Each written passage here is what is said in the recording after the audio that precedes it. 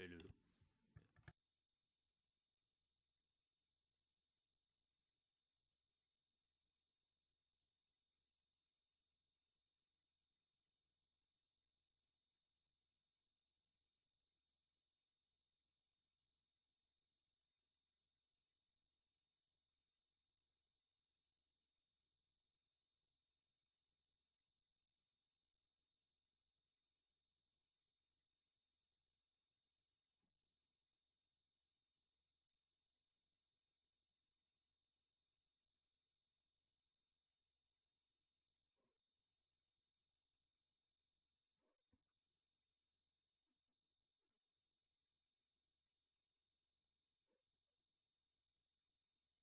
Sorry.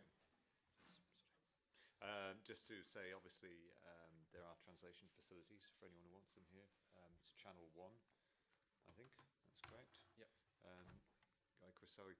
Can I welcome everybody, Councillor Shankin, Mr Jones and Mr Rogers, for being with us this afternoon. We just want to find out a little bit more about the growth deals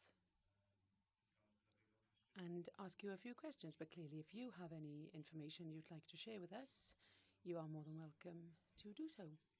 We just want to take back as much information as possible. So thank you very much for attending. And could I ask Gito Beb to begin, please? He's from North Wales.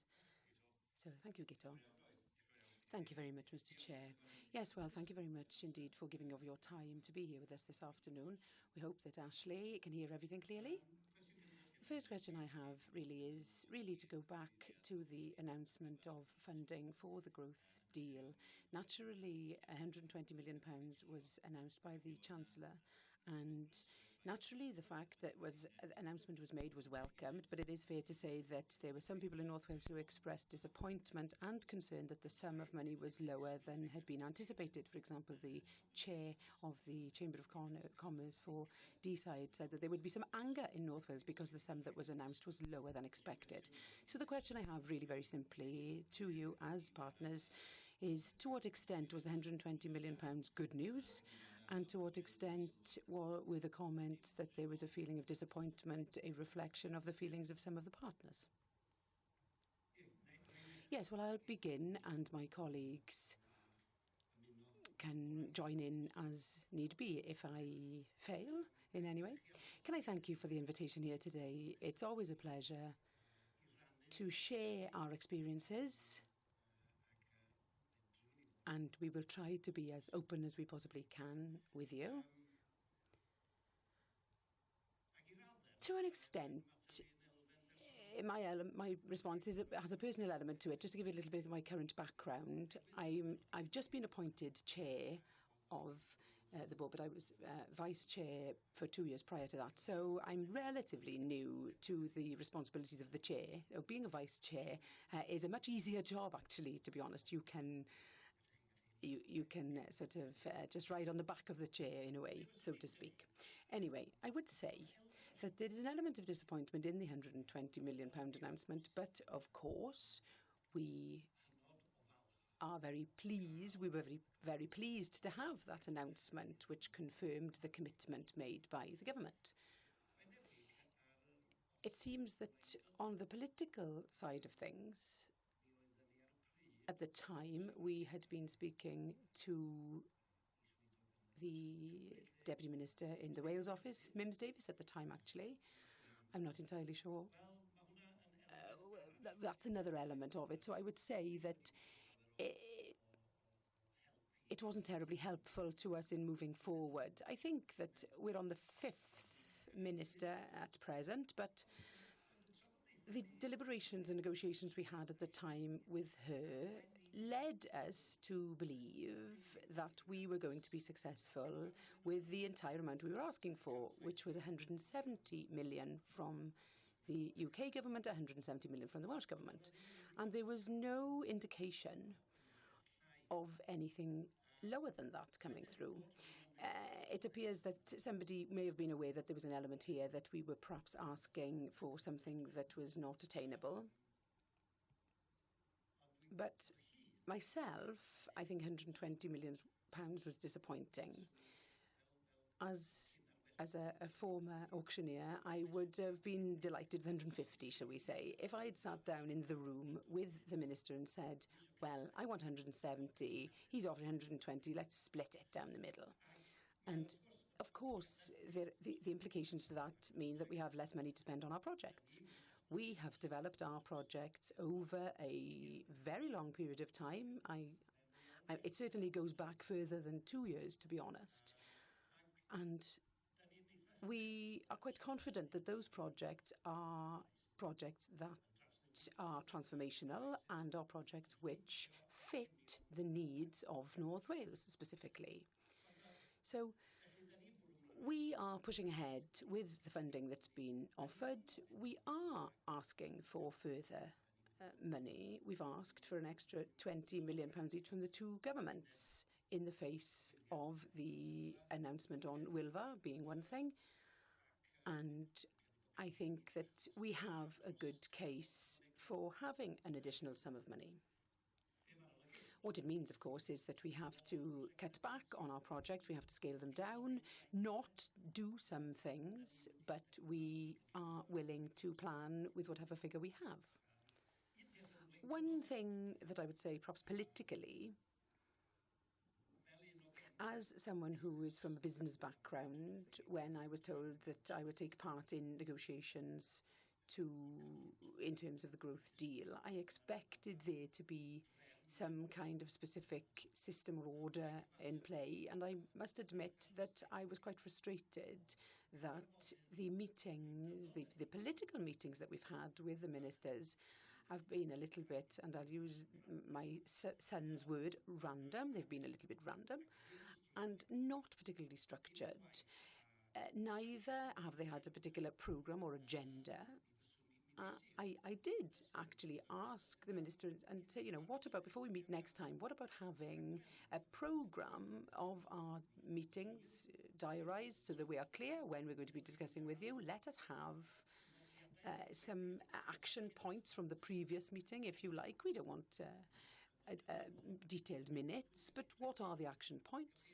You can report back on that and we can see then where the problems that we need to resolve are. But that really didn't happen.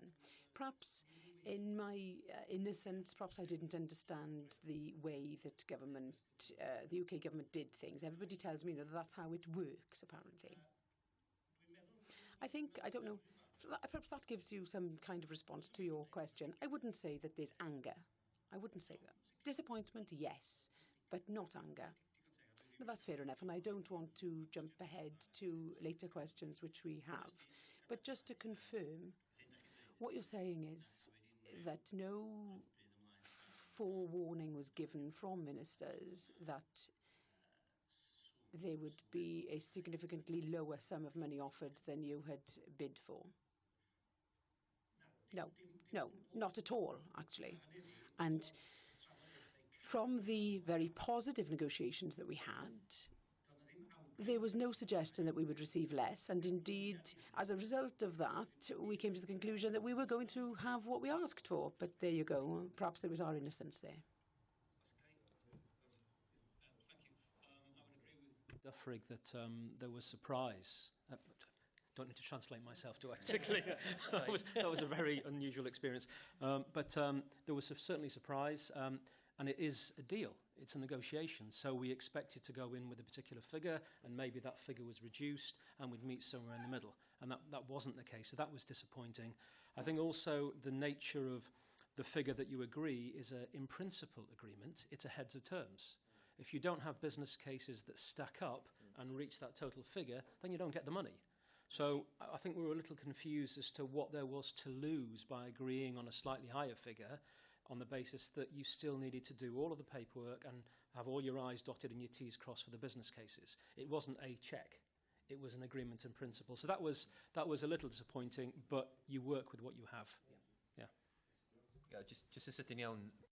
Just very quickly, what I would say is that we look at the growth deal as a starting point for achieving the vision that we have for North Wales. One or two other points to add. Firstly, we haven't quite heard the rationale for the £120 million. We requested, as you know, £170 million from the two governments, but the figure of £120 million came sort of from nowhere, really. And it was difficult to understand what the justification and rationale for that £120 million was. Having said that, in the discussions that we've had with the two governments, we have requested £140 million from each government, which brings us to £280 million. And our business cases for the 14 projects that we have are based on £280 million. We have agreed with the civil servants that we put the case for the additional £40 million.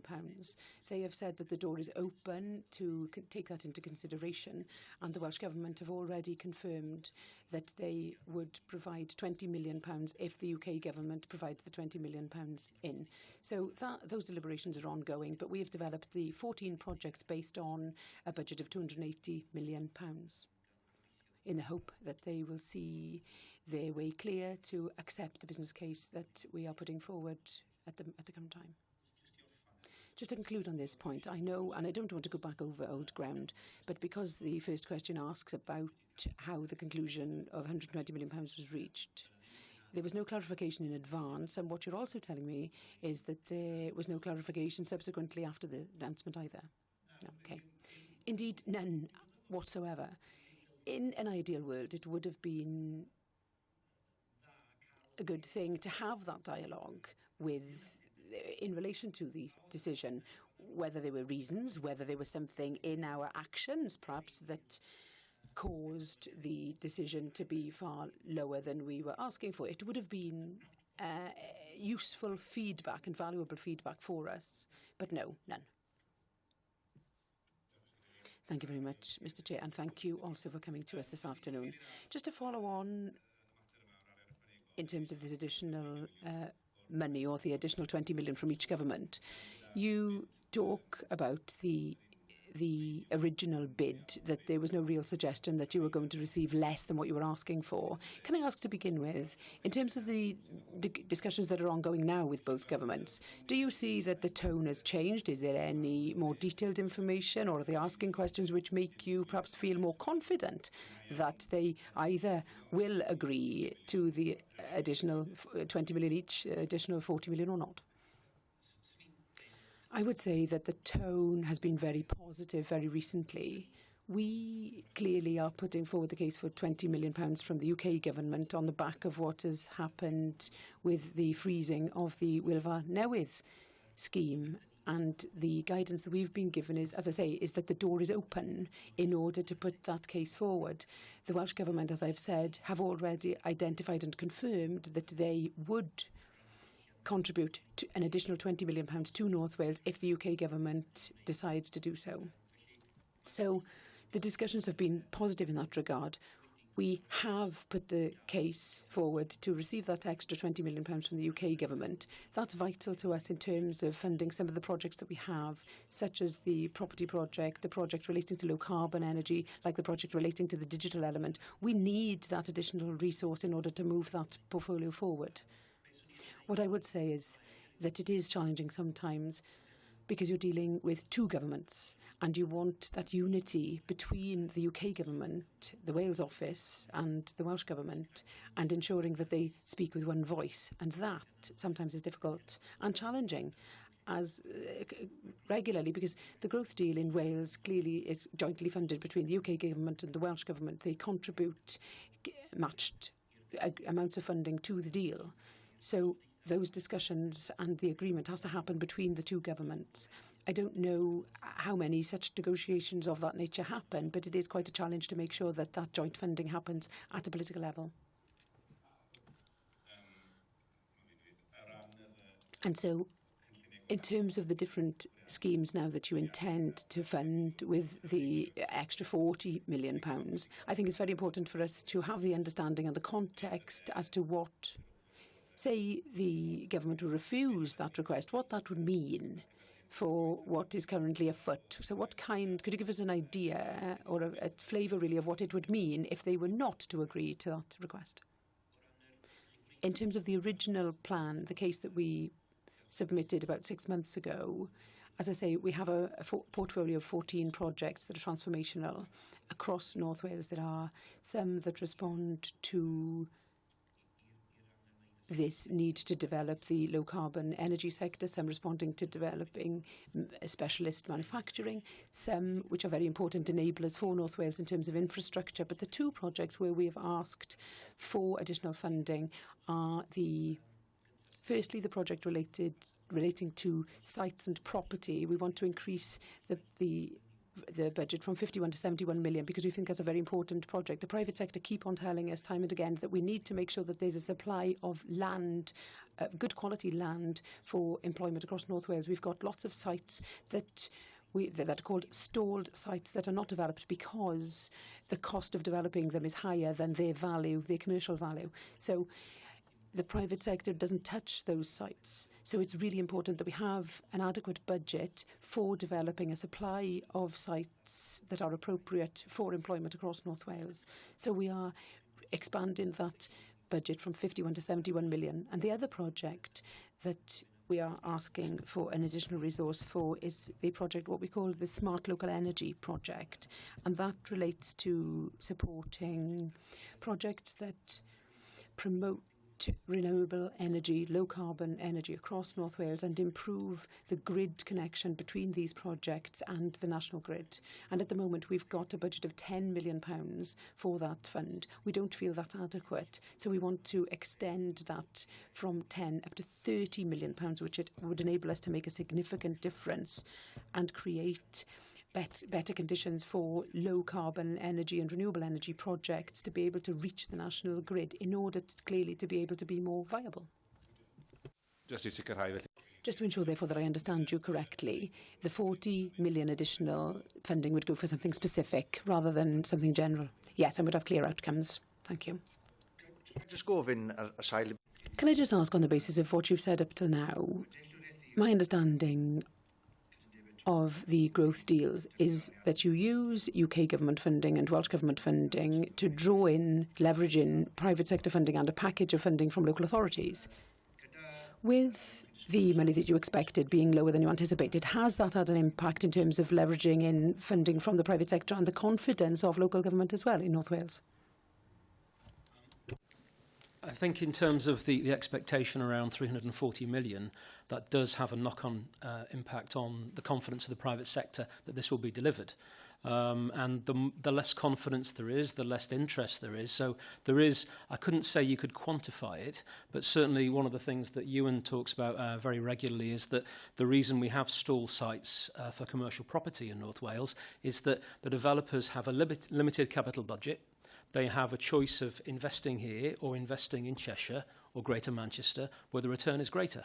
So why would you invest in an area where the return is less? And then if you look at that and think, OK, the growth deal, it's 340, that sounds great. Actually, no, it's 240. You start to lose momentum. So I don't think you can quantify it, but I certainly think there is a knock-on impact in terms of the confidence of the private sector when the number drops by 100 million.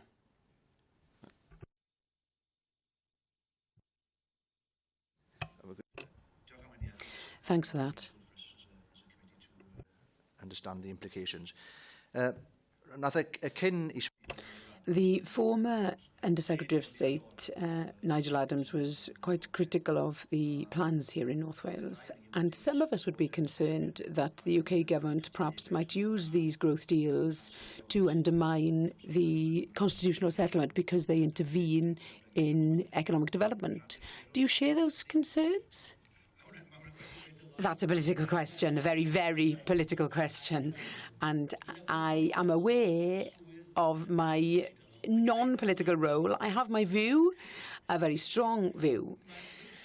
Sometimes that boundary between what one could call intervention by UK government into Welsh matters is really quite nebulous sometimes.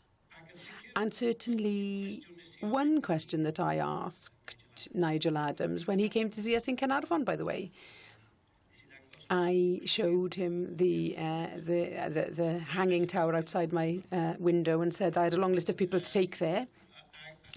And he raised several points, and I made the point. It appears to me, I said, that every time we have a change of minister, there is some new obstacle that we are greeted with. We had Mims Davis, and we thought, well, we've got to a very positive place, and we thought that we were making progress. Then Nigel Adams, his appointment, to me, my perception was that it set us back. And the question which is placed upon us regularly is a concern around the contribution of the private sector. From my experience, and Ashley can speak for the private sector, but my experience, if you go back to the formulation of the Ambition Board, before you even talk about a growth deal, we have been here as a partnership since about 2013, or even perhaps earlier. 6 county councils, private sector, the colleges and the universities. The influence of the private sector has been very, very significant as we have developed the projects. And of course, we must remember that the private sector in North Wales is not the same as the private sector in Manchester or Birmingham. And indeed, in North Wales, we have quite substantial differences between the East and the West. They were some of the questions that we would have at home within our council. How can we, for example, compare our situation in Gwynedd, which has a very fragmented private sector, 80+% of them are very, very small micro businesses, whilst you have seemingly a very prosperous economy in the East, which is very, very different to our situation here. But the truth of the matter is that I think that we have reached some kind of position where the plans that we have actually match and meet both sides of the region. I'll turn to Ashley for matters relating to the private sector. I would agree, unfortunately, again with Duthrig on this. I think from the point of view, there has been some criticism early on in the deal that we don't have any major transformational projects. We don't have 1 or 2 massive projects that look great as headlines.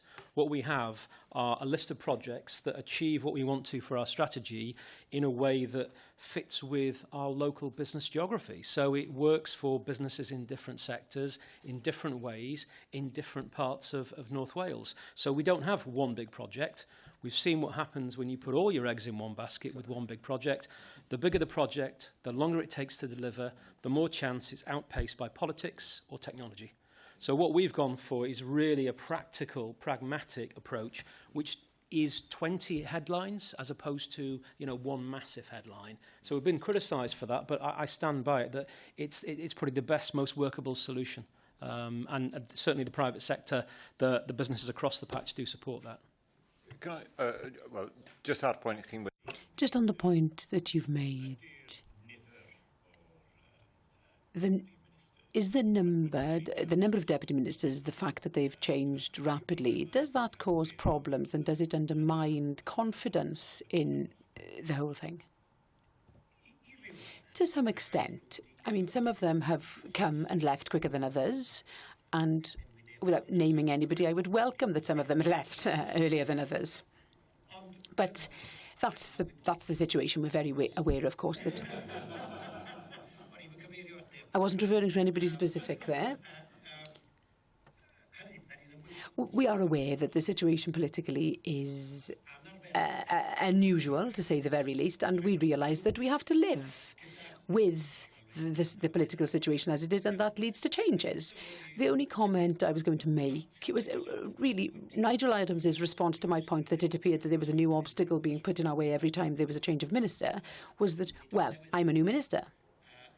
As if that was enough of a reason to change the rules. Having said that, we have had discussions with Kevin Foster and Alan Keynes since then, and I must say that I think there has been a significant change in attitudes, and I think there has been a genuine attempt for us to get to where we need to go, to the end of our journey. We've set a target. asked to sign heads of terms by the end of July, and it appears that that is a possibility. And that is a significant step forward. And I think that the attitudes of both ministers, Alan Keynes and Kevin Foster, have been helpful in us getting where we are at this current moment, in the hope that neither of them leaves very quickly before we sign things. Can I just try to not give you a political response to your question and give you a more professional response in terms of the team? Point one, in relation to the point you've raised, the work of the Ambition Board is far, far broader than simply the growth bid. The Ambition Board relates to developing a long-term plan for the economy, transport, skills and employment across North Wales, with the aim, as you heard from Ashley, of making sure that growth is comparable with the linguistic, economic, environmental factors at play in North Wales. So really, in the Ambition Board, the work relating to the growth bid is just one part of our work. There are other parts as well. For example, very recently we were successful in getting funding from DCMS for the LFFN scheme for North Wales, which is worth about £8.5 million. So there is activity ongoing beyond the growth deal, and it's an important point to note. And the second point to note also is that in terms of our involvement with London and Westminster, what we haven't done, perhaps professionally and effectively in the past, is attract funding from the UK industrial strategy into North Wales. We've entirely failed in the past to do that. We've been successful in terms of getting funding from the Welsh Government and from Europe for funding projects. But if you were to look at how much money from the industrial strategy for the UK Government actually gets to North Wales, it is very, very low. Very small. It's the Innovate UK scheme. That's with £4.6 billion available from the UK Government, and almost none of that has come to North Wales. And North Wales is eligible to get some of that. So we as a region have to be far more energised, far more proactive in terms of targeting those resources within UK Government and making sure that businesses and the economy of North Wales benefit from that resource, in addition to plans such as the Growth Deal and others that we are involved in. So we can be far more influential and energised in trying to target that money in the future. Can I ask one quick question in relation to how the Welsh Government are intervening and collaborating with you? Because they are a joint partner, are they as vocal in their criticism of the UK Government, or do they tend to agree with your plans? I'm being careful again, and I think the relationship between ourselves and the Welsh Government is, well, I'm not sure, closer, I was going to say. Having said that, I think the relationship between officials and the officials in the UK Government has been particularly good. We work, of course, with the Welsh Government very regularly locally here. Politically, I would wish to see a better partnership between ourselves here as local authorities and the Welsh Government. We are very eager to be able to influence decisions here locally in North Wales. After all, we believe in devolution and subsidiarity and matters of that nature. We think that we are best placed to make the decisions on issues such as transport, such as support for businesses, such as skills and so forth. So Welsh Government does have its own structures already in place. And I think the challenge for us is to make sure that we fit into those structures and that we work very, very closely with Welsh Government officials who are here operating locally so that we can be included as equal partners. I think that there is work to be done in that regard, still to be done, but that is to be developed, and I think that is one of the risks that we have. It appears that there's a tendency for Welsh Government plans for developing the economy, plough their own furrow without necessarily including us. and including our views in that regard. But having said that, we are developing the relationship, and I'm aware that I've had discussions with the Minister recently, and I think that they too are very positive about the future. So we need a little bit more meat on the bones in terms of that operational partnership which will exist between us and the Welsh Government, which is perhaps greater than with the UK Government, because there's no other ground presence here that the UK Government has.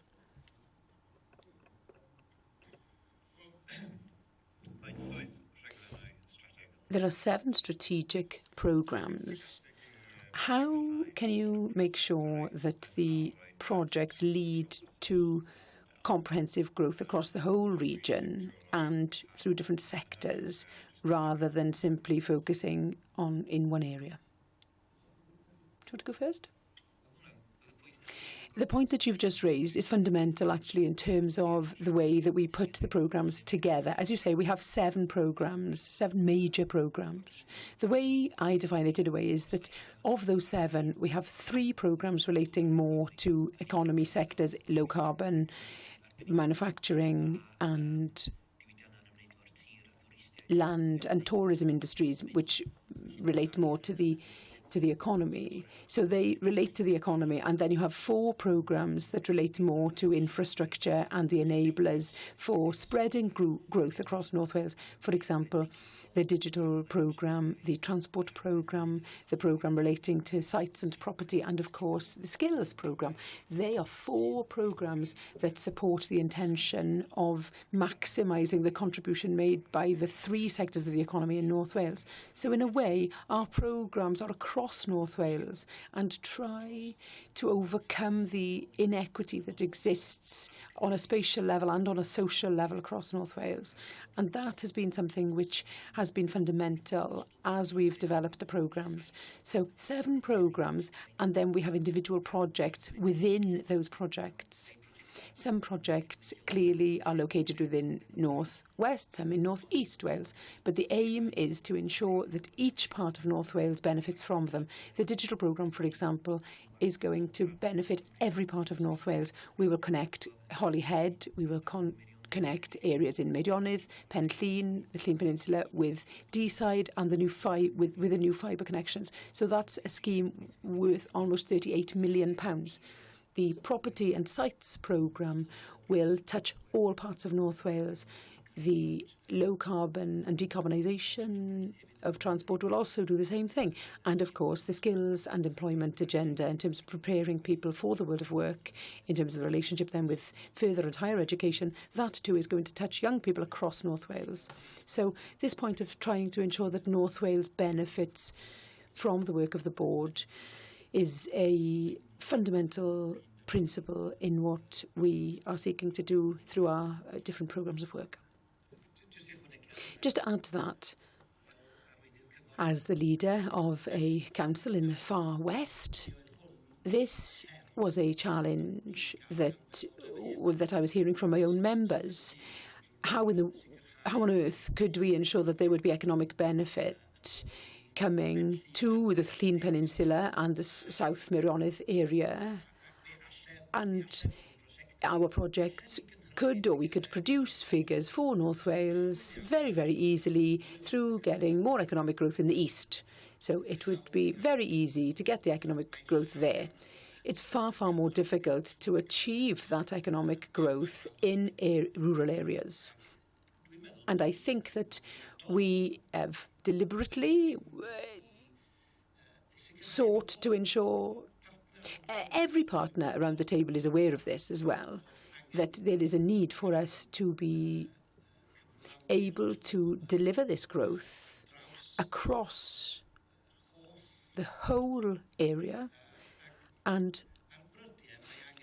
from time to time, more investment is needed in an area where there is a lack of growth or a lack of economic structure than in another area. But I think Iwan has referred to the projects that could be transformational to the entire regions of North Wales. Just coming back to, Ewan was talking about digital connectivity and the strategy we have there. what I think the growth deal has enabled us to do as a region is basically it's been a catalyst for setting up, okay, UK government has given us the offer in terms of open negotiations. We put together a strategy on the back of that. Within that growth strategy, there is a strategy for digital connectivity, and the growth deal is one intervention within that to deliver what we need. There were some mentions in the press around that we should be spending 120 million on digital connectivity with no justification for that cash at all. So we've faced, I would say, criticisms around why do you not have a big single sexy project, and why are you not spending all of the money on digital connectivity? Because we have to justify what we're spending the money on. And as a taxpayer and as a business owner, I think that's the right thing to do. And so does the Treasury as it happens. So I think from our point of view, we've gone for the biggest impact with the cash that we've managed to negotiate so far. Yes, well, on that I would agree with you, especially in view of the fact that one of my party's leadership candidates actually proposed a £50 billion fund last night for fibre across the UK.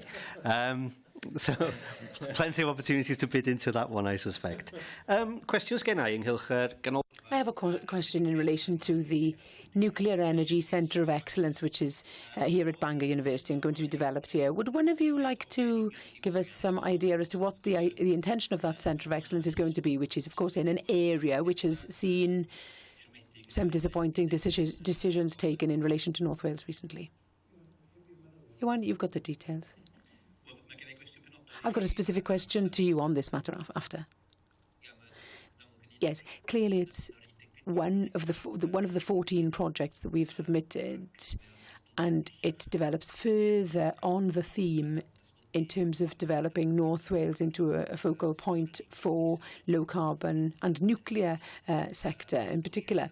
And the intention of the centre is to be innovative and progressive in research, in developing technological work in relation to nuclear energy, in particular relation to the SMR in Trawsfynydd.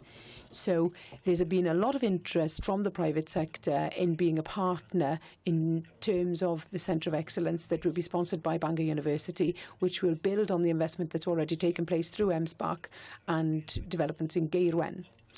But the main focus of the centre will be doing the work in innovation, the work in developing new technology within nuclear energy, and specifically the partnership with Trawsfynydd in terms of the SMR. So that's the intention. And as I said, there is a significant contribution made by Bangor University for this scheme. There will also be a contribution emanating from the private sector, but the request from the growth deal is up to £19 million for developing that centre, which clearly has a very close connection to the plan in terms of putting infrastructure into Trawsfynydd with the preparation of Trawsfynydd for nuclear energy for the future. Just to follow up on that, naturally, we appreciate the importance of the centre and the ambition of the university in attracting high-quality staff to work there. Are there any concerns in relation to the ability that the university has to do that, following some of the stories we've heard in the press? And I appreciate the university are not here today, but as the local MP, of course, one does receive correspondence in terms of decisions made for the chemistry department, for example, which was disappointing, and there are questions arising in terms of the need for specific redundancies. Can you give us an assurance that the support of the university is secure in this regard, or are there concerns? We haven't had any indication whatsoever from the university that there's any uncertainty in terms of their investment. I think, to be honest, it appears to me, however, that the external investment that they are getting into a new area, provides further certainty, I would say, and I think the interest that the private sector specifically has in this area is key. I'm not an expert on this area, but as I understand it, the work that they do, the experimental work, the resources to be able to experiment really are attracting significant interest in the private sector, and I think that provides some kind of comfort in the face of public funding shortages. I think that's what you're referring to in terms of the university. But perhaps Ashley can put some more flesh on the bones. Bangor has expanded its nuclear, shall we say, base of staff. They've taken on world-class talent in the new Nuclear Futures Institute. I think also, as I understand it, the test facility at Bangor would be the only one in Europe. So that in itself, that's where the private sector interest is coming from, because they can't get this anywhere else. So whether Bangor scales up or scales down other departments, I don't think that's necessarily material to the nuclear side of things. Yeah. Just digress you. Just two more general questions. As the chair of the group and the previous vice chair and the chair of Cyngor Gwynedd, you stated that the decision around Wylfa was a matter of significant concern to you in the context of your work within Gwynedd Council. So to what extent do you believe that remains true, or do you feel a little bit more optimistic now in relation to the situation in Wylfa? That's my first question. And the second question, and you've touched on already the possible developments in Trawsfynydd. In light of the fact that there is increasing interest from private businesses in seeing a development within Trawsfynydd, how confident are you that this work of preparing the ground, which is currently being done in terms of part of the Ambition Board's work, is going to see a serious development taking place in Trawsfynydd as well?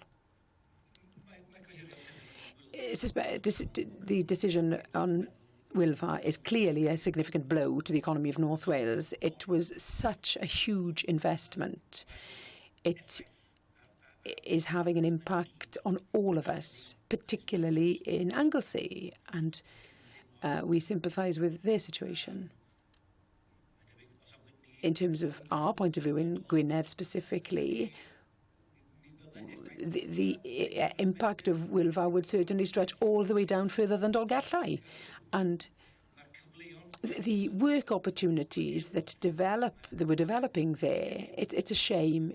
I'm very aware that a neighbour's daughter was one of the apprentices with Horizon, and she has travelled the world with her work. She's been to Japan, she's been to Spain, and now, of course, there is no local work for her, unfortunately. In terms of Trawsfynydd, well, by the way, it's not as if we've got to the end of the journey on Wylfa. I think there is further discussion as to how that kind of project can be funded, and that's in the hands of your government in some shape or form. In terms of Trawsfynydd, I am quite confident that the interest in the small reactors, which it appears are easier to fund. The cost is not as huge, and as I understand it, again, the private sector is able to make a significant contribution to developing such plans and schemes. So I think there is considerable confidence at the moment that a development of that nature will happen in Trawsfynydd. Again, of course, it depends on an announcement by the government in London. But I have had meetings with different companies that really have an interest in some kind of development on the site. It's a possibility, of course, that there may be other opportunities on the site. Without disclosing any secrets, it's possible that we could be developing some kind of nuclear medical facility, which would be welcomed. The whole thing, of course, ties in to the development in the university, and we are hopeful that the link between the resource within the university and Trawsfynydd, if there were to be a reactor there, it would be the first of its type, then research would be undertaken around that as well. No, I think that there are particular opportunities in the future, perhaps not in the distant future either, in Trawsfynydd. Can I just quickly add, 20 million is what we're asking for the Trawsfynydd scheme from the growth deal. And that 20 million would go towards developing the infrastructure on the Trawsfynydd site. But there is very good collaboration going on with BASE in London and also with the Welsh Government in terms of how to develop that site in the future, considering the opportunities that the Chair referred to. The other point I would make is the connection between all projects.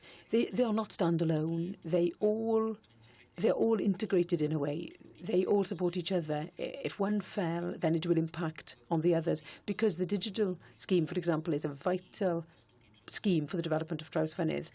The Holyhead, Port of Holyhead scheme is also relevant to Trawsfynydd. The skills scheme that we're developing is also relevant to Trawsfynydd. The scheme relating to Bangor University with the Centre for Excellence is also relevant to Trawsfynydd. So these are a collection of projects that are interdependent, and the digital scheme is very, very relevant if we want to develop a data centre, a high-quality data centre for developing Trawsfynydd. Clearly, we have to have the fibre, we have to get the right infrastructure in place on the site. So we have to look beyond these projects sometimes and make sure that we look at the whole portfolio in order to fully appreciate the impact it's going to have on areas and communities across North Wales. Just one quick question to conclude, and I accept what has been said in relation to the importance of Wylfa and the hopes, prospects for Trawsfynydd, but you touched on the fact that you haven't given up the hope that there may be development in Wylfa in due course, and of course I think that it's fair to say that there was quite surprise in Parliament when the level of possible support from the UK government was very, very substantial, but yet it still wasn't enough. But the government is now trying to develop a new method of funding this kind of project. The question I have, just very simply, is, are some of the possible investors in Trawsfynydd, have they shown any kind of interest in the kind of plan which is being developed for Wylfa? I'm not aware of that. And I'm not sure if that kind of method of funding would be needed, but perhaps I might be totally wrong on that. It's clear that the investment in Wylfa was very, very, very major, almost impossible to perceive. Investment in the small reactors is far, far lower. I don't have figures on that at the moment, but there is potential for development in small reactors, I think, that's beyond any new funding system. It could be a help, I'm sure. If it helps huge investments, then it can help smaller level investments as well. I can't put Wylfa to one side yet because the site is still available for use. The planning work is ongoing, and even if we were to find some kind of other use for it, well, that is further into the future than Trawsfynydd at present. Yes. Thank you, Mr. Chair. And can I now turn to talk a little bit about the other method of creating energy, and that is the tidal streams. I understand that the implementation plan sets aside funding for the Morlaes tidal project. I have an interest, really, in knowing if the decisions around the barrage down in Swansea cause any concerns for you as to how possible the tidal lagoon there, how possible creating this scheme might be in North Wales. The Morlaes schemes and other such schemes, there is another possible scheme in Tentley as well, which is similar to the Morlaes one, which uses the tidal stream. The Morlaes plan, as I understand it, is a scheme which facilitates experimentation in this area of work, and our investment is ensuring that the grid connection is appropriate for that. And that is the problem. I was speaking about the Entley plan. The fundamental plan there is how do we get the energy, the electricity the grid cannot get there to Bardsey. And by the way, there are some very interesting things within the community energy project that we have, which is hopefully developing ideas in relation to using energy locally, creating local grids. I I'm tomorrow going to be having a presentation on the use of hydrogen in that regard, and I think that there is significant, very significant potential to use hydrogen and produce the energy locally, store it as hydrogen, carry it, transport it as hydrogen, and so forth. But it is interesting and it's quite exciting. The investment in a similar scheme to Swansea Bay, and of course we have such plans, similar plans here in North Wales as well, would mean a significant capital investment which is greater than we're talking about. One thing about the Ambition Board is that we haven't closed the door on any kind of scheme, as Iwan has mentioned. We are keeping an eye on different sources of funding from wherever, and if we could facilitate any kind of scheme for renewable energy, such as a tidal stream, then we would take advantage of that if we possibly can. But at the moment, that is not on our programme in terms of this on the same level as the Swansea Bay one. The one thing I would say is the scale of the Model Ice scheme is totally different to the one you referred to. It's about 9 million requested from the growth deal for the Model Ice scheme, and clearly it's tidal energy. That's what we're focusing on at the moment. And so work has been undertaken with the Crown Estate here in order to seek agreement from the Crown Estate for the Model Ice scheme. There are 3 similar sites, if I remember correctly, across Britain, and there is an agreement which has been given to Materion to develop the Model Ice scheme off the Holyhead coast. So that £9 million will go towards ensuring a connection from the site to the national grid. And that's where lots of the community energy, renewable community energy projects fall, is because they can't overcome the costs in terms of connecting to the grid. We would overcome that by investing in this scheme.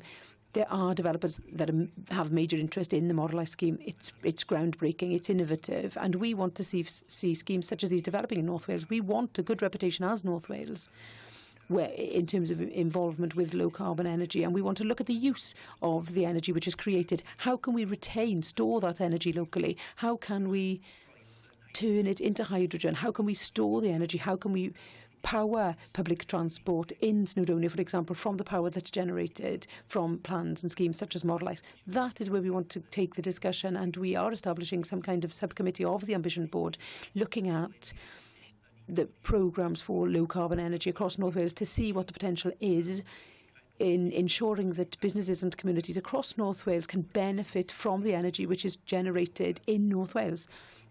Something perhaps we've not done adequately or more effectively in the past. I know Ashley feels strongly about that as well. Before we turn to Mr. Rogers, can I just ask something on this point? To what extent do you agree that the strike price is vital to projects like that? Because in the case of the Swansea Bay project, I understand the strike price was more like £150 per megawatt hour compared perhaps to where's the Bristol Nuclear? Almondsbury, is it? Hinkley Point, which is £92.50, I think, per kilowatt hour. So it was far greater than Hinkley, and the government have said that they're not willing to pay more than Hinkley in the future. And so I don't see how we can proceed with projects like Model Ice if they wanted higher than the £92.50 per megawatt hour. I don't see how the government would agree. Yes, I don't know if those negotiations are currently going on between Model Ice and Materion and the government, but there are broader benefits here, of course, and that's what we're trying to emphasise, that there are economic community advantages from a development such as Model Ice, and it would be the first of its type across North Wales. And the aim that we have is that we see a series of such schemes then developing, feeding into the grid, and that we store that energy in an organised and effective way in North Wales for the benefit of businesses and people living in North Wales. I think the major difference between Swansea Bay and More Ice is that More Ice is effectively a plug-and-play setup for experimental technologies. The essence of generating the technologies to test with the developers, and you have 7 or 8 developers, they pay their fee, they plug in, it's like a caravan park and you plug in your caravan. Energy and the strike price is really important, but the idea is you're proofing a technology. It's not there as a generator in itself to make profits. And I think that there are spin-out potentials where if you're developing technology there, we can start manufacturing the technology that works in North Wales and exporting it. And I don't believe with tidal lagoons that is necessarily the case, because we can put one technology in and take another one out and keep on changing. So I think that is a major difference between the two.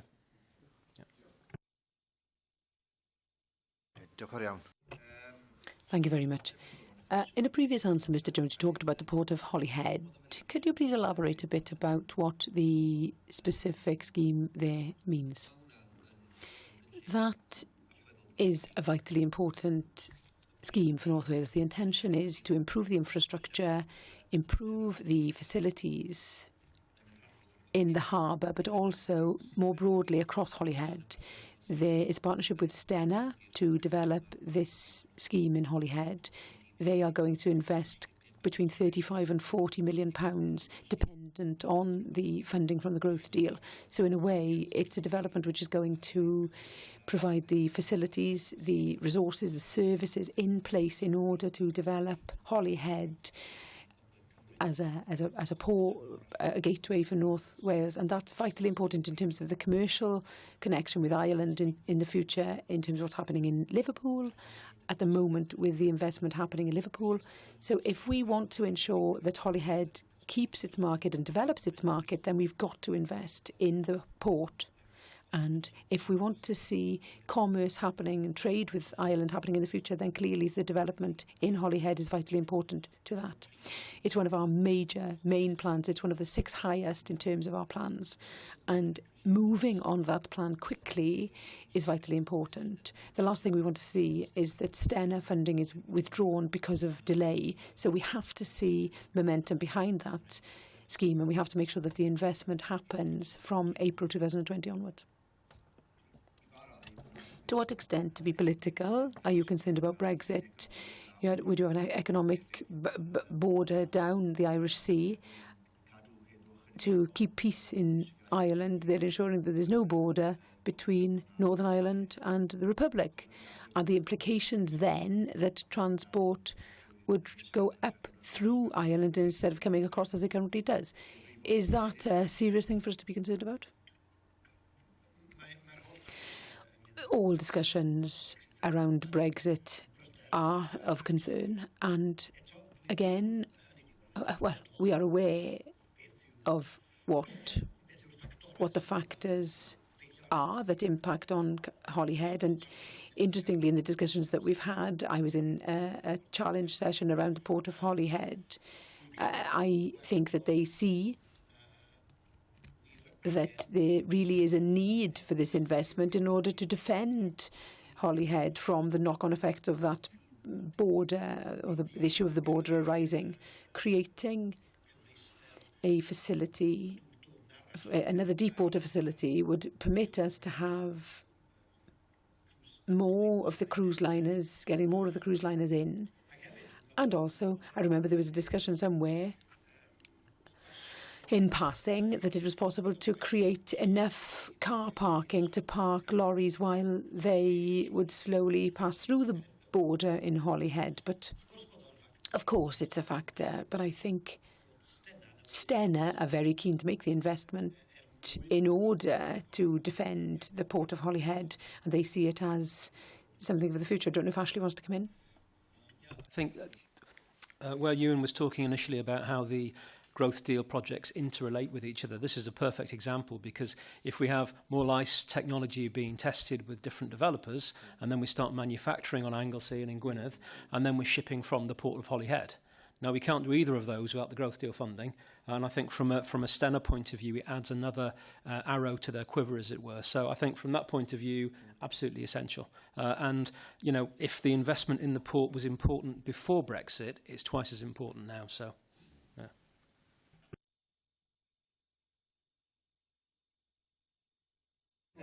Byswn i ofyn cwestiwn arall. I think I'd better ask another question.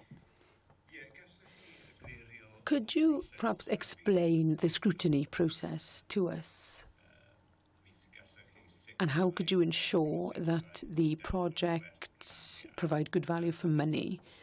What's important to me as someone who is sat on committees looking at scrutiny and value for money, how can you make sure that what is responsible, what's responsible for the projects has no connection to who's responsible for the scrutiny? So it's important to keep a distance between the two. I'm very aware, we are very aware of that question. There are two kinds of scrutiny here, aren't there?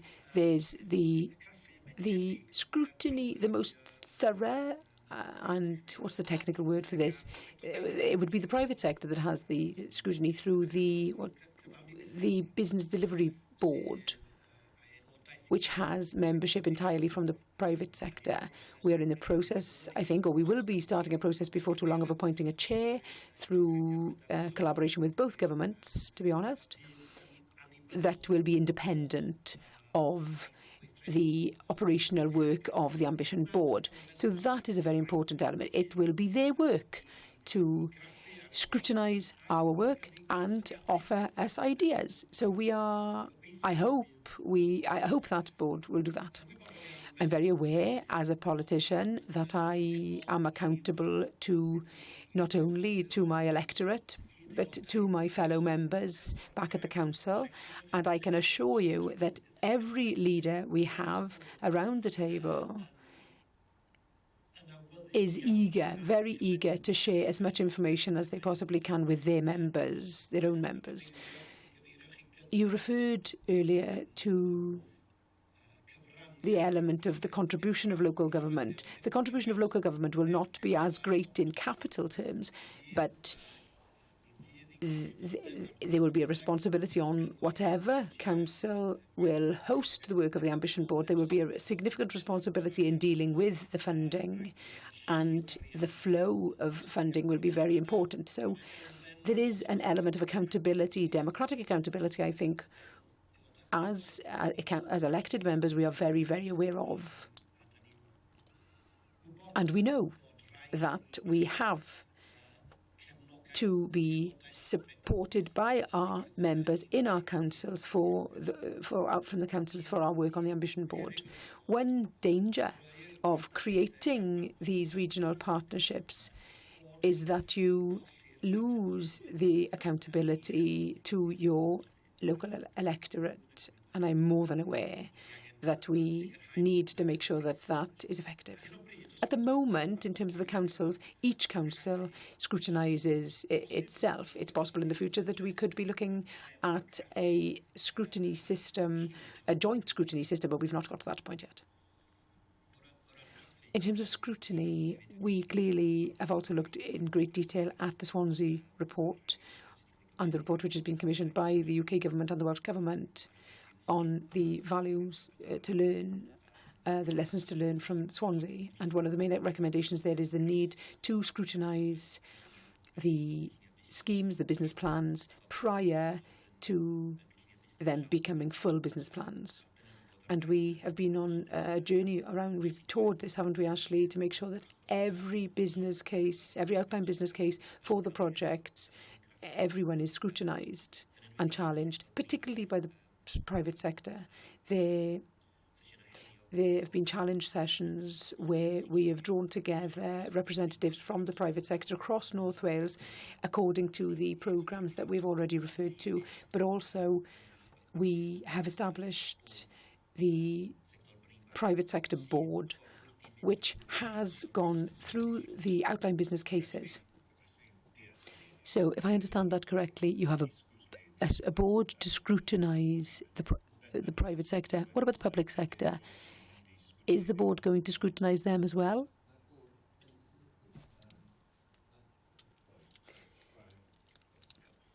The board we've established has been in operation for about a year now, and what it is, it's different employers from across North Wales who have come together as membership for the private sector board. and they have been challenging and scrutinising the business cases, the outline business cases for every project. They too, they will scrutinise and challenge the work of the Ambition Board.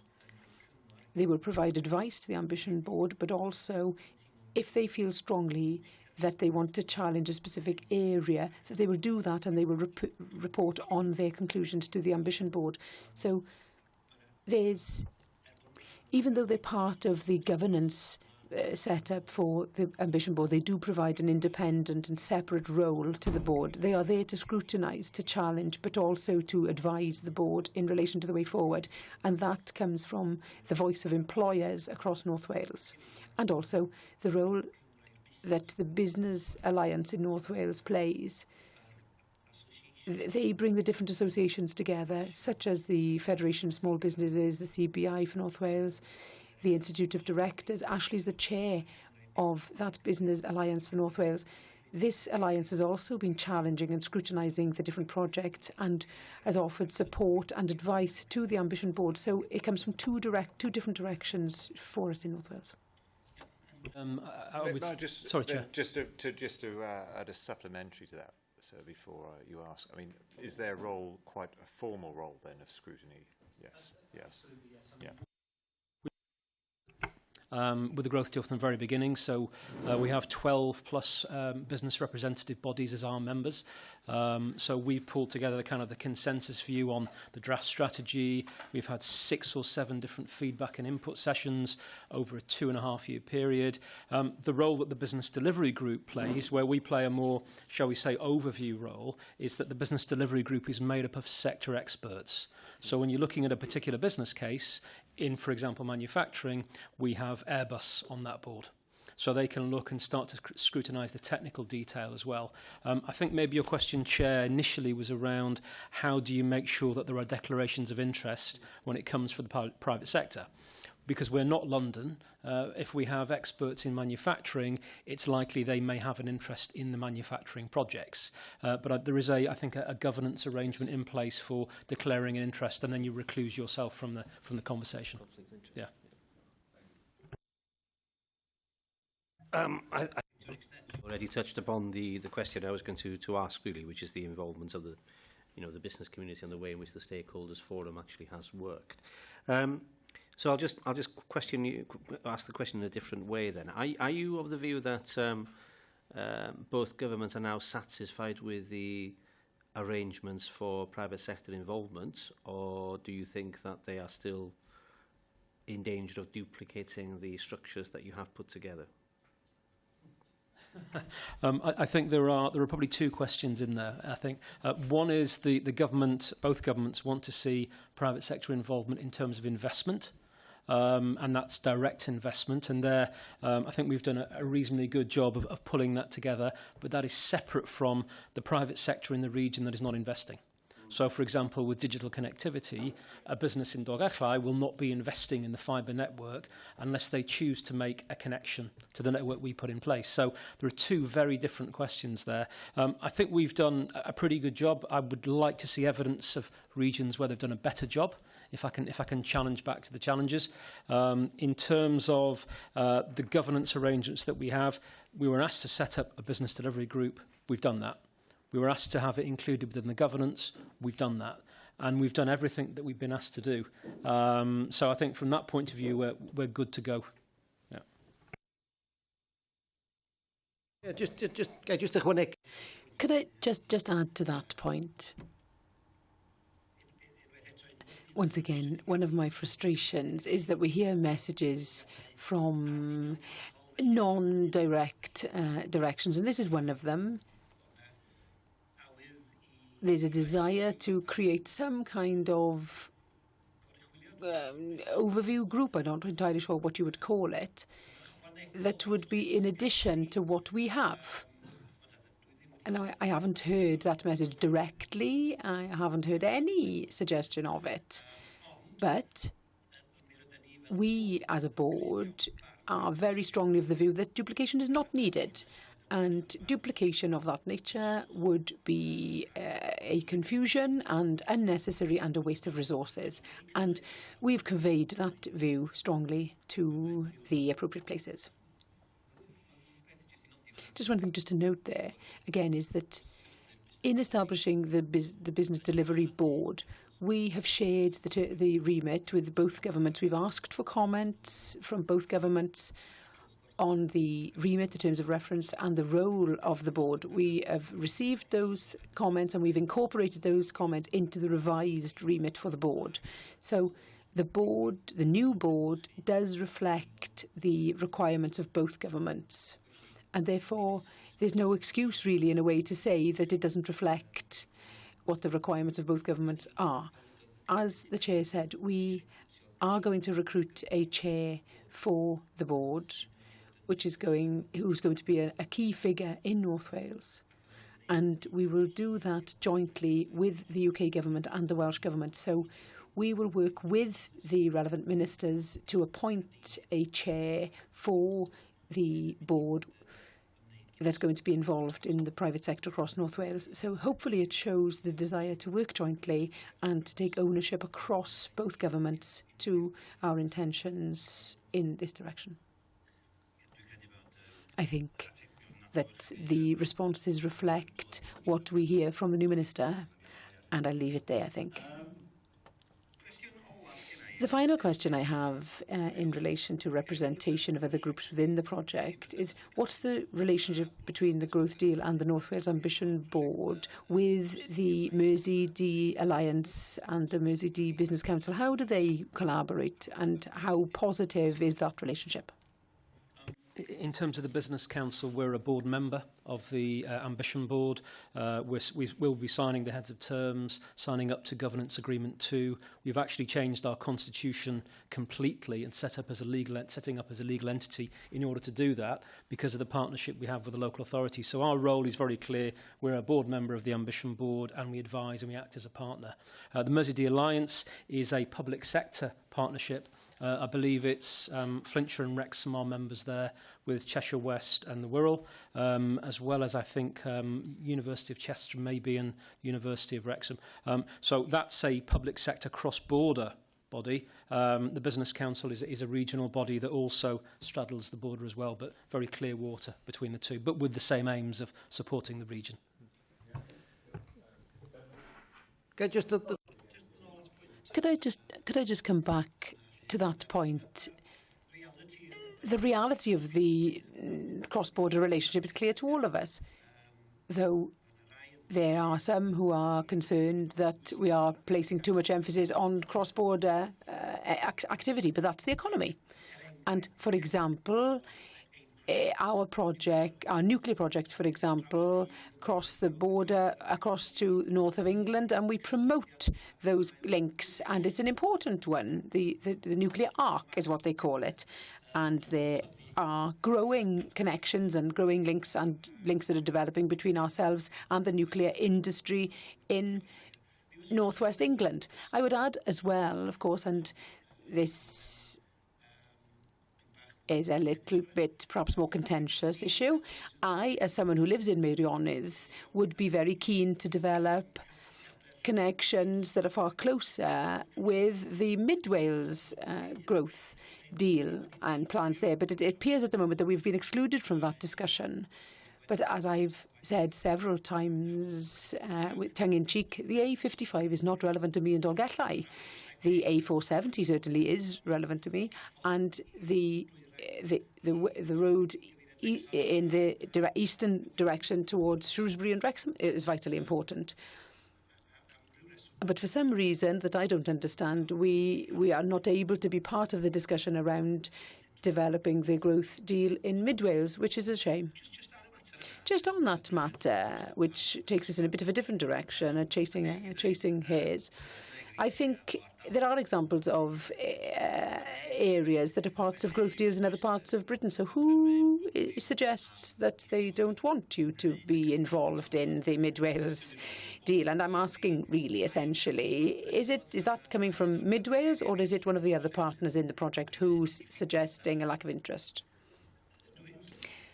I have a very good relationship with the two leaders in Mid Wales.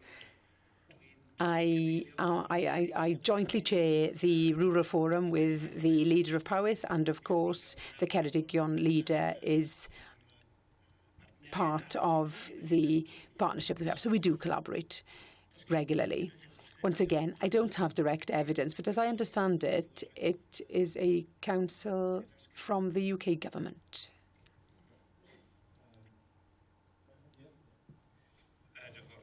Thank you very much. Am I right in thinking that Gwynedd have been appointed to be responsible for administering the growth deal?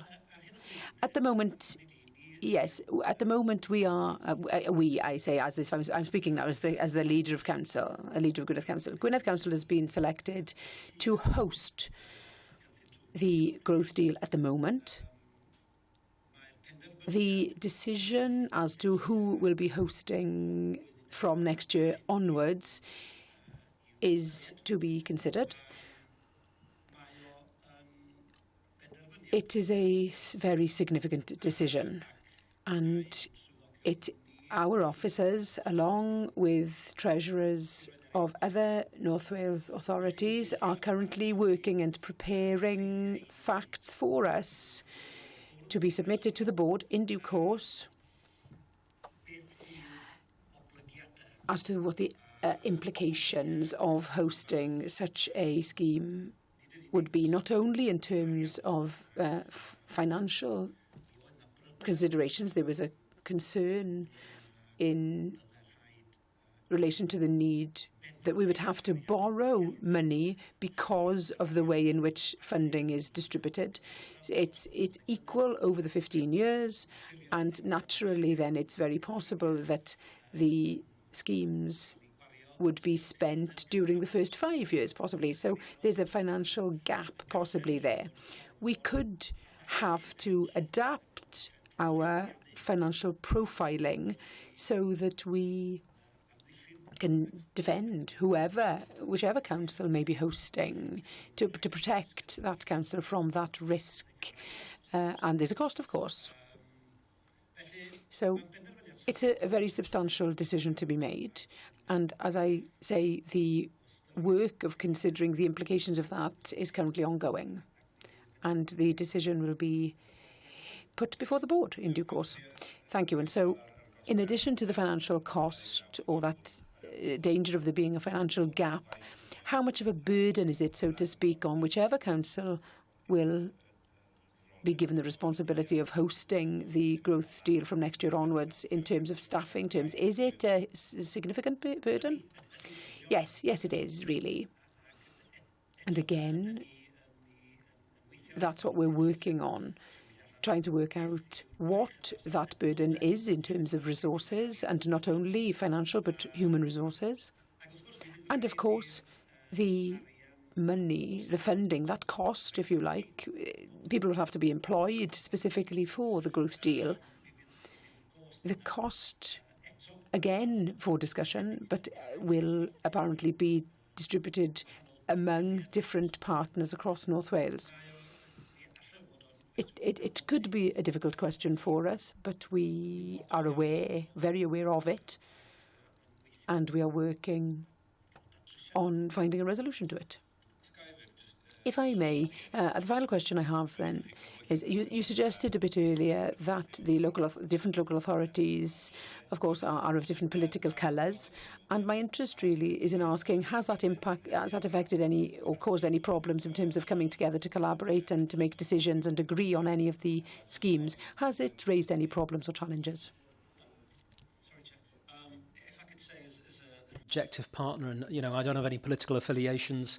I would say none at all. No issues whatsoever. There are clearly differences in the way our economies work in the northwest and northeast, and how you balance a growth deal. Those have been discussions that we've had, but certainly I've not heard any political party's name mentioned in any way, shape, or form between the partners. So, yeah. And I'm not employed, I should say, by the local authorities. Just to add to that, any partnership, whether it be a partnership in public arena or a business partnership, is a matter of nurturing, developing a relationship and trust in each other. And I think that we're very fortunate here that we've developed this partnership long before the growth deal came to the fore. And it does take time to develop trust. Certainly in terms of the 6 leaders, we have some new leaders now. It's almost as uncertain in North Wales as it is in... No, I won't say that. But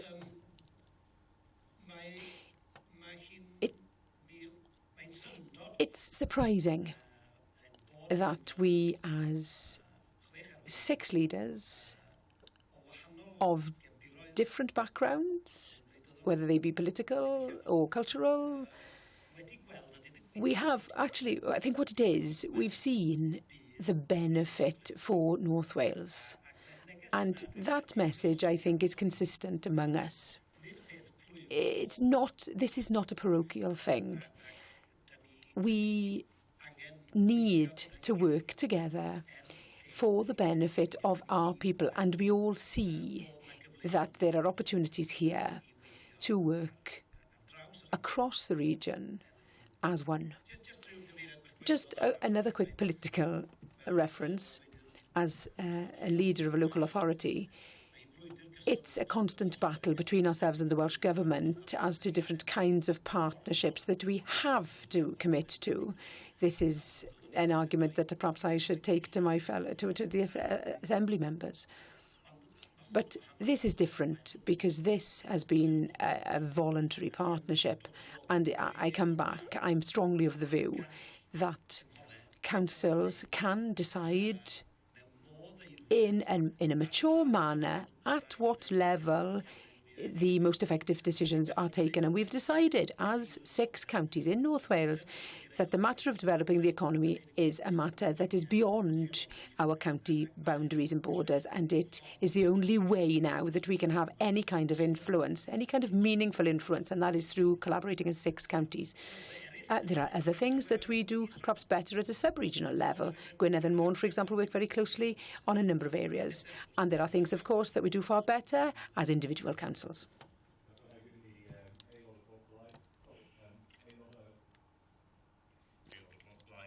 We've got members from all parties on this committee, and everybody's very happy to collaborate and work together. So just very quickly to conclude, can I ask... We had a very interesting visit this morning to a cooperative farm. But one of them said to me that in his view it was almost impossible for small businesses to have any influence over things like the growth deal. Could you assure us that the farmers over there and the small business, other small businesses can have an influence over things like this? Ashley can come in, but that's one of the big challenges that we have. It's about including small businesses and indeed community businesses. I take it that this was an example of that kind of thing. But on the third sector, to be honest, to include them in decisions taken at a strategic level. And as someone who used to run my own small business, I didn't have time to go to meetings here and there to discuss things that didn't relate directly to my business. So the challenge for us is reaching them. I hope that we, as an ambition board, will be able to produce the support for businesses element or the business link so it's effective and local and knows the area, knows where those small businesses are to be found, and that link is easy to reach, easy to find, because it has to be. Businesses, small businesses, whether they be in Ysbyty Ifan or Dolgellau, have to have that first point of contact. They have to know clearly and they have to be close to them. And that is a challenge for us, and I think that we are aware of that challenge, and we hope that we can meet and greet that challenge. Of course, in partnership with the Welsh Government, which is trying to do the same thing, really. And hopefully we can add value to that work. But Ashley, perhaps you'd like to come in. I think there are Two areas where interacting with business comes in. One is in the formulation of the deal and the build up to where we are now, which is still, we're not at business case stage yet. We don't have very, very, very finite detailed business cases because that's not appropriate at this stage. So we've done, I think, a pretty good job of reaching out to the businesses via their representative bodies. You've got to appreciate that there are 60,000 enterprises in North Wales. I would like to see any Assembly member or any MP reach out to every single individual constituent. It's not physically possible. So the most logical and practical way is to go via the representative bodies. So the FSB is one of our key members. They have 3,000 members in North Wales. North Wales Tourism has 1,500, and so on and so forth.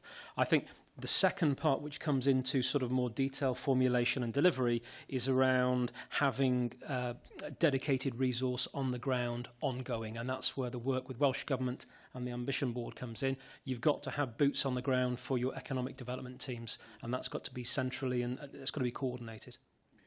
Yeah. Can I just quickly add? The investment that we are hopefully going to see in North Wales is going to be significant, and we have work to do to ensure that small businesses do benefit from that investment. And that relates to the way in which we procure, the way we set out contracts and so forth, how we put those contracts together so that small businesses can become part of a consortium to keep the expenditure and keep the benefit in North Wales. So we hope not only that the small businesses feel part of the design and development of the growth deal, but also that they should be part of the expenditure which is taking place in light of or on the back of the projects that are going to come through because of the growth deal.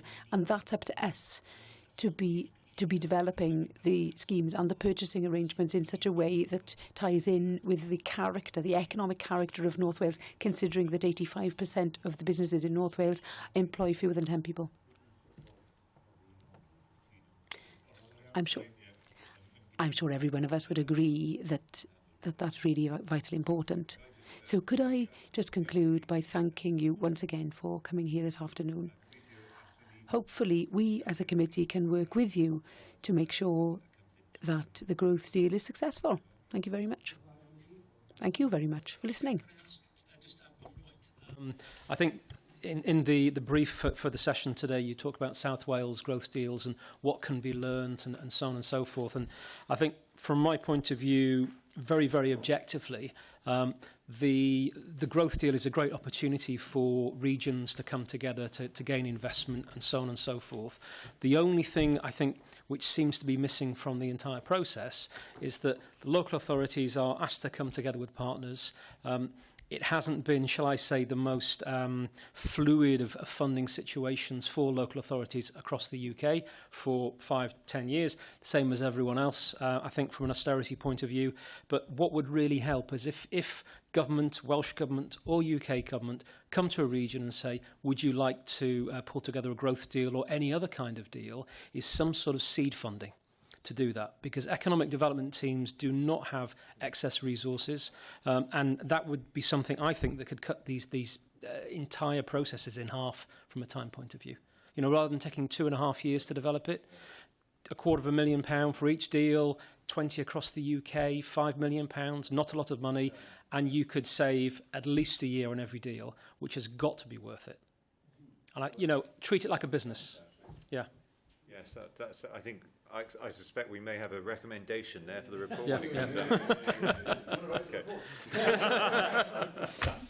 Okay. Order. Jochen Vowell. Thank you.